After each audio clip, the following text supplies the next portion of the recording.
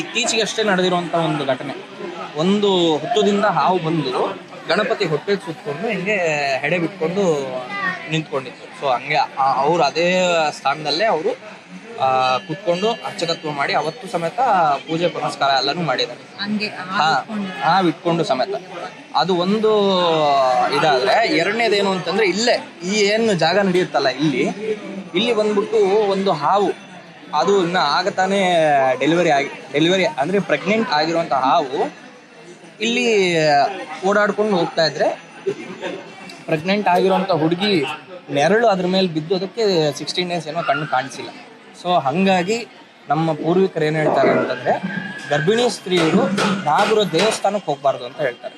ಅದೇ ಥರ ಯಾವುದಾದ್ರೂ ಸಂತಾನದ ರಿಲೇಟೆಡ್ ಏನಾದರೂ ಪ್ರಾಬ್ಲಮ್ಸ್ ಇದೆ ಅಂತಂದರೆ ನೀವು ನಾಗರ ಒಂದು ದೇವಸ್ಥಾನಗಳನ್ನ ವೀಕ್ಷಣೆ ಮಾಡೋದು ತುಂಬ ಉತ್ತಮ ಅಂತ ಹೇಳಿ ಕರೀತಾರೆ. ಹಾಗಾಗಿ ಈ ಕಡೆ ಸುತ್ತಮುತ್ತ ತುಂಬ ಜನಗಳಿಗೆ ಏನೇ ಕಿವಿ ನೋವಾಗಿ ಚರ್ಮ ವ್ಯಾಧಿಗಳಾಗಿರಲಿ ಏನಾದರೂ ಇದೆ ಅಂತಂದ್ರು ಇಲ್ಲಿ ಬಂದ್ಬಿಟ್ಟು ಅವರು ದೇವ್ರಿಗೆ ಹರಕೆ ಹೊತ್ಕೊಂತಾರೆ.